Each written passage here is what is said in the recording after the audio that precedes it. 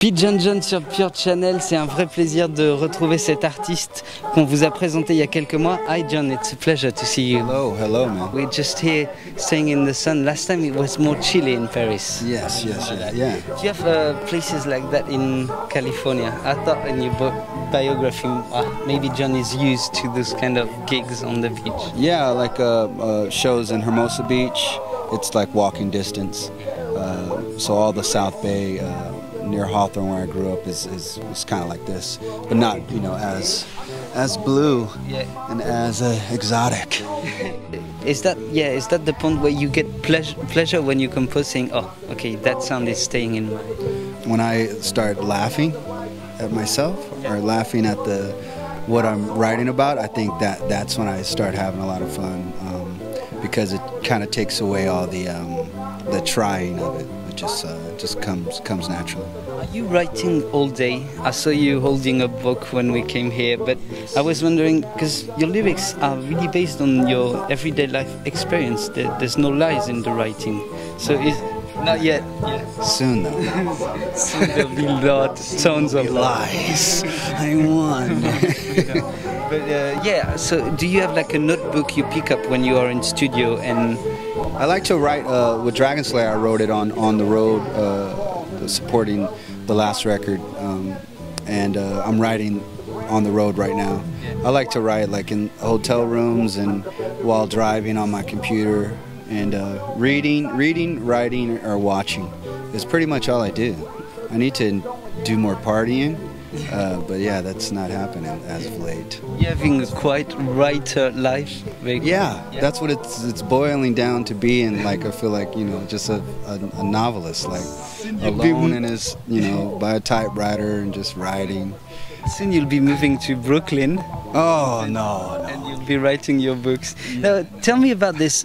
For many people, writing is when you're a big reader, a lover of books, writing gets really complicated. Sometimes you get stopped in your inspiration. You want to do well. Do you write freely, or do you sometimes spend hours on a... I think I just go until I feel like a block, where I don't like to try. I just like to write whenever it's on my mind and I can't help but write. So a lot of times I just either work on music and then work on lyrics sometimes, read, and that's it, man. God, then spice in my life, man. Tonight will be spicy. Yeah, okay. There's an after show on that terrace. All right. See if there's girls are coming in. Do you spend a lot of time writing the name of your records? Because I think I told you last time they are the funnier names and clever names I ever thought. The first record was Pigeon John is Clueless. The second one, Pigeon John is Dating Your Sister. The third one, Pigeon John Sings the Blues. That is an amazing record. That's my favorite one. And then Pigeon John and the Summertime Pool Party. Back at that time you had more fun? Oh man, maybe so, man. Maybe so. Yeah, with they come into my mind as jokes to me. Like they have to make me laugh, even if it's not totally like funny. It's just, for me, I have to get off on it. And with Dragon Slayer, it does seem like a new portion in my life where it's not as bright and sunny and stuff. Yeah, just whatever, like you said, whatever I'm going through.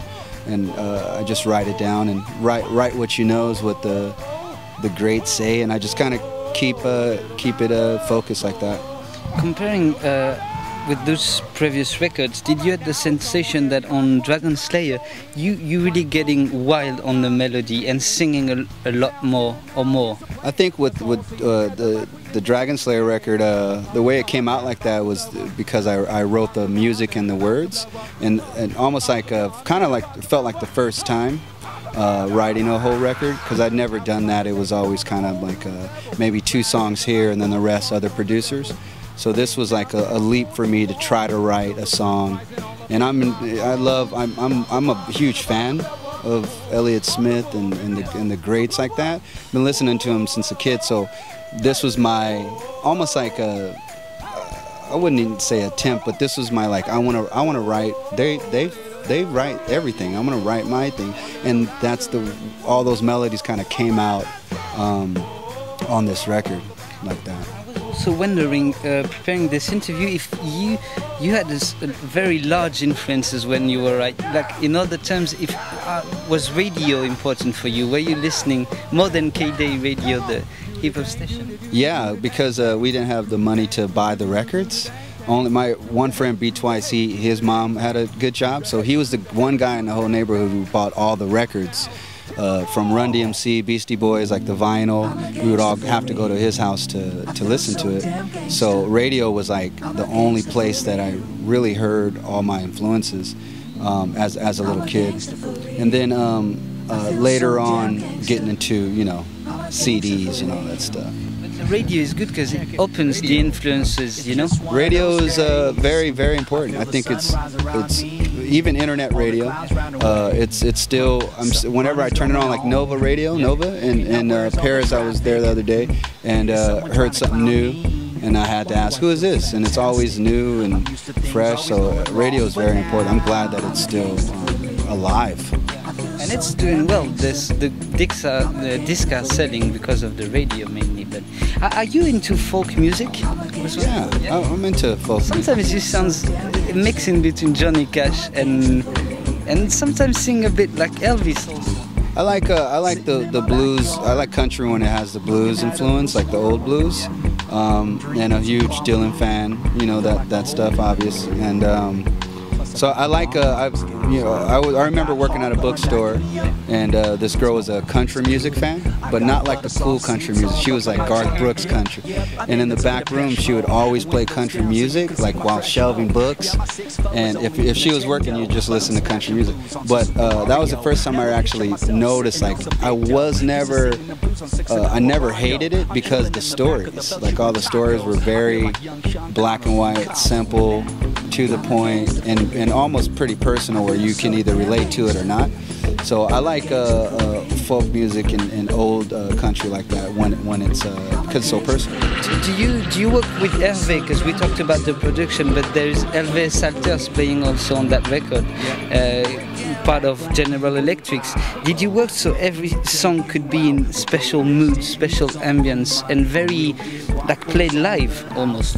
I think working with Hervé, that brought it out a lot. With the demos of these songs that I wrote, they could have went anywhere, but I know I wanted it to have like a constant theme and to be able to be played live. So working with Hervé, he kind of stripped down a lot of the songs and would play the songs on a piano first and simplify the song, like what are you talking about, like, and just the bare bones of the song. So I was pretty much learning way too late about songwriting, like the basics of that, but Hervé really taught me a whole lot. And the way he produced the record, I love the way his work, because he made it like a new sound, but an attainable sound. It wasn't really huge, and it wasn't like as abstract as, like, you know, say Radiohead, where you can't really like, how in the world did they do it? It was very like basic but slightly different. I just saw you doing the sound check, and it's really, really groovy. You have an amazing drummer, backing vocal, the bass player you can see on PUREchannel, and it's almost like Hervé was here playing, because there are loops. We tried to kind of like keep it bare bones, bass and drums, drum and bass, and just kind of keep it where it's slightly open, where it's just vocals and not too cluttered. We think about adding a keyboardist on the next tour, going to Germany. But yeah, we just keep it simple, I guess. It does kind of look strange because on certain shows, like there's bands and they have 6 people and fucking keyboards and shit, and then we show up and it's just like Lego land, like, hey, hello.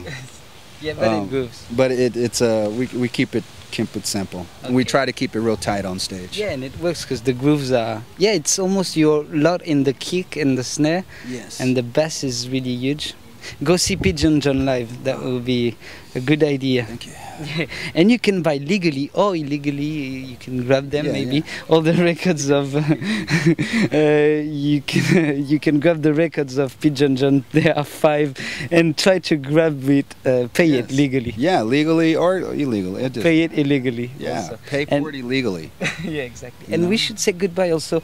How do you say goodbye to the German people?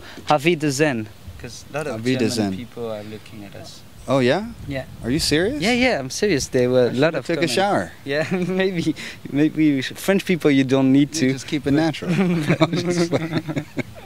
The German people, we should have do so. Okay, Auf Wiedersehen, and thank you for locking the interview. Yes, Thanks, John. Thank you. It's a pleasure. All right.